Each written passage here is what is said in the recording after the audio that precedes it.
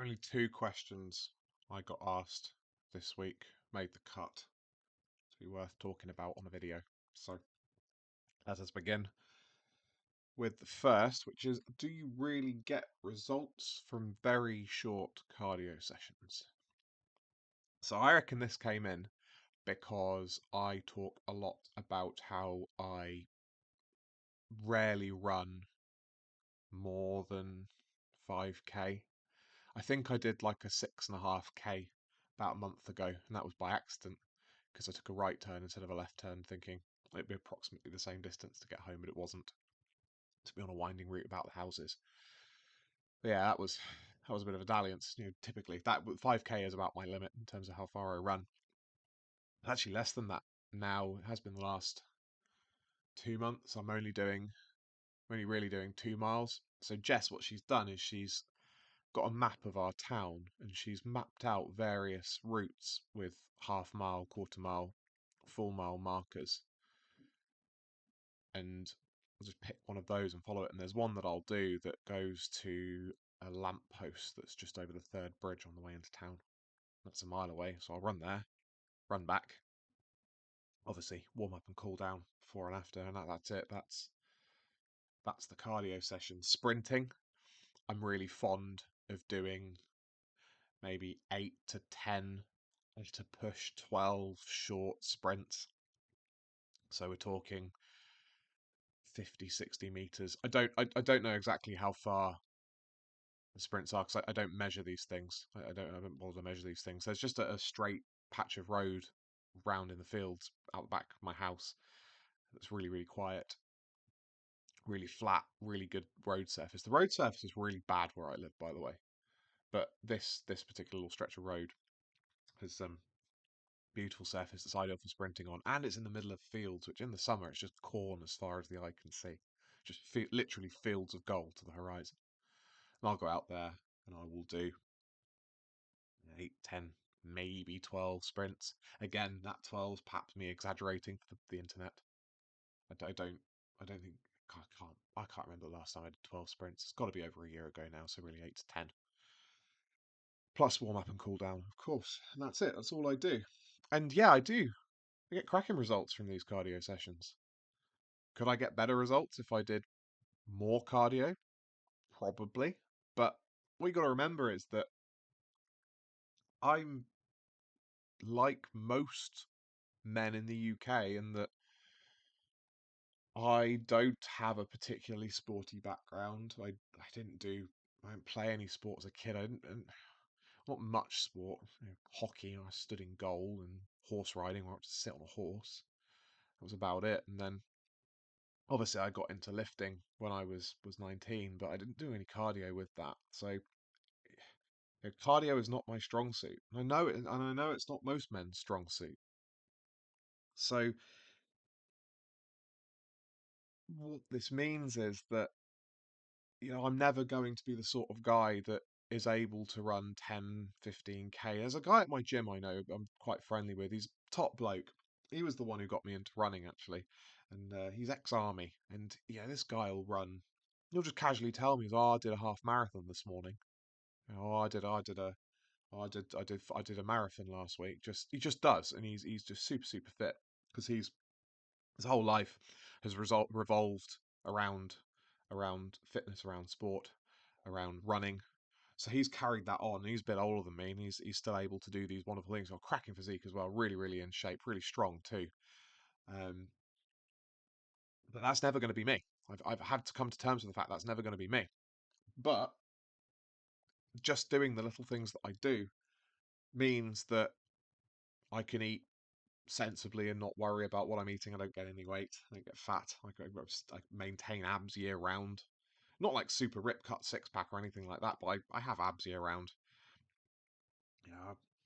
Clothes fit me nicely. All of these things weren't something that I was able to do when all I did was lift weights. It was very contingent on following. If I wanted to get to look how I look at the moment, without the modest amounts of cardio that I do, I'd have to follow the crazy stupid diet, such as the one that I won't go into detail about because I don't want you to follow it, that caused vision problems and other terrible side effects. I'm constipated as well, like really, really badly constipated things. So I'd have to do stupid diets like that to actually get really lean without doing any cardio. Whereas now I just, walk a lot and do those little runs and little sprints and cycling too. I bought a spin bike.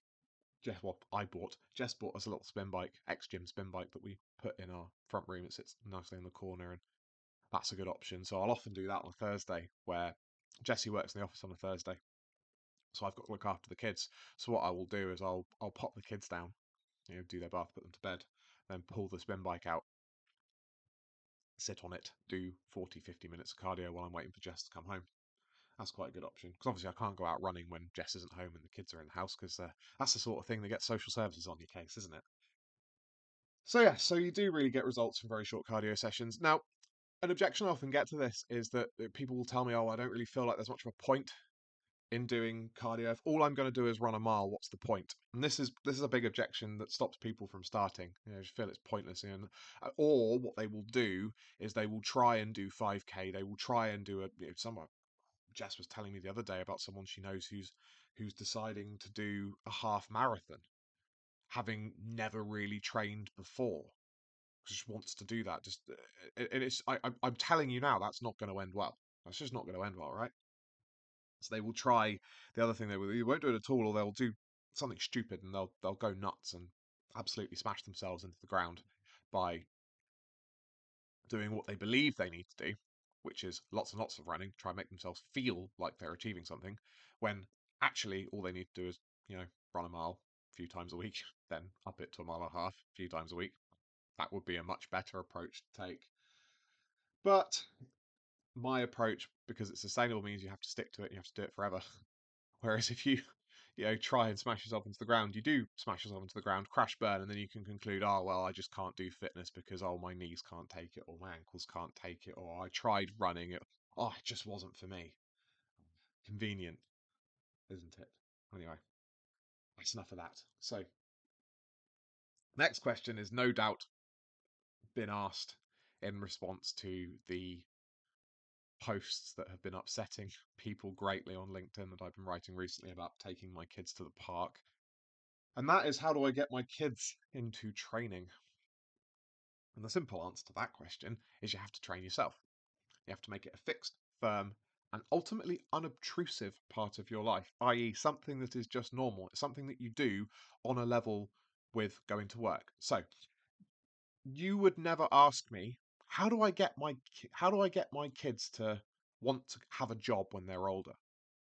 How do I get my kids to want to have a job when they're older? Well, it's a stupid question, because if you have a job, which I hope you do, they will see you working and they'll go, oh, well, that's just something that adults do, isn't it? They go to work and they earn money, and their money gets taxed, and whatever they have left, they get to spend on energy bills and all the other things that are draining the nation's finances at the moment. No, the point is they'll see you going to work and earning money and conclude that, well, that's just something that adults do, right? And then they go to college, university, whatever, they go off, get a job.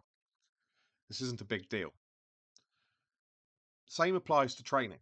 If they see you just getting on with it quietly, doing the needful without complaint, they'll conclude, oh, that's the sort of thing that adults do, and they will want to copy you in that. And because they're children, obviously you can't send your child out to work. Because they're children, what they will want to do is they will start asking, can I join in? Like Connie, she's 4. There is nothing she wants more than to get involved with daddy's training. So, when we go to the park now, as she is getting a bit older, she starts school in a few weeks. I've decided recently that we need to add a little bit of structure to her play at the start when we go to the park. So we do a little bit of training. And as I say, it's something that she wants to do because she sees me doing it. I'm fit and strong enough to actually play a full and active part. So yesterday we did kangaroo hops for like 10 meters or something, hopping along like a little kangaroo, or that break dancer from the Olympics.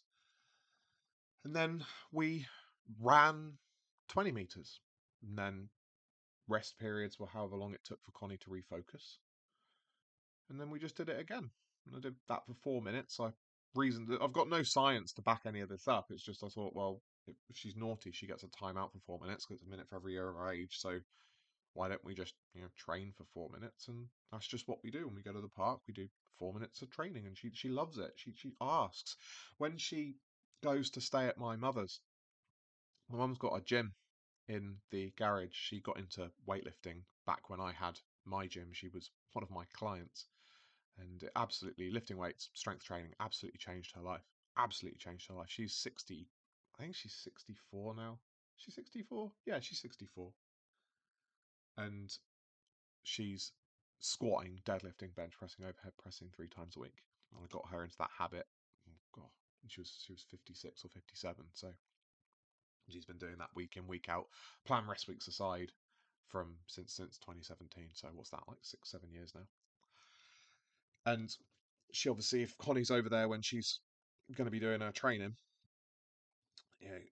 Connie has started to ask to come into the garage and watch what she's doing, and she picks up the little 1.25 kilo plate and copies my mum doing some squatting motions or anything. My mum's not training or anything like that, but she's just mimicking my mum. She's seeing what my mum does and she wants to join in because, as I say, training is just like a job to our family. It's just something that you do. We don't do it for internet clout. We don't do stupid shit like that to get attention or anything like that. We're looking for simple, sustainable solutions that allow us that enhance our lives. And I want truthfully, I want training to be the smallest part of my life possibly can be, because there's so much other stuff that I want to do. And as I say, the kids see that and they copy. But long story short, if you want kids to train, then I'm afraid you yourself have to train. You have to be fit. You have to lead by example. Otherwise, they just won't. Otherwise, the lure of technology and the influences of their obese teachers and friends and their friends' parents will outweigh yours. And I don't want anyone to think that I'm understating just how difficult this is and how much more difficult it's going to be in the years and decades ahead as societal trends continue towards obesification, and people who want to be responsible for themselves and want to do the right thing are ridiculed and beaten down and told that their very existence as a fit person is triggering and all this other stuff like that. It's going to get, it's hard. It's going to get harder. It's going to get harder to be that influence. But what better reason is there to start right now today if you haven't already, or double down if you're already doing it? And on that note, I'm going to end the podcast because I've not plugged my laptop in, and the what's it called? The battery light's showing. So if you liked what you heard today, like the video, please subscribe if you want to help me out. And if you want free, informative, and entertaining material about fitness, hit enter the link that's on your screen, philtyman.co.uk/report, plonk your details into the form. You'll get a copy of my report, How to Build Muscle and Strength the Natural Way, and I will email you every day, sometimes multiple times a day, explaining various things about fitness and whatnot. Every single email includes a pitch of some description, although,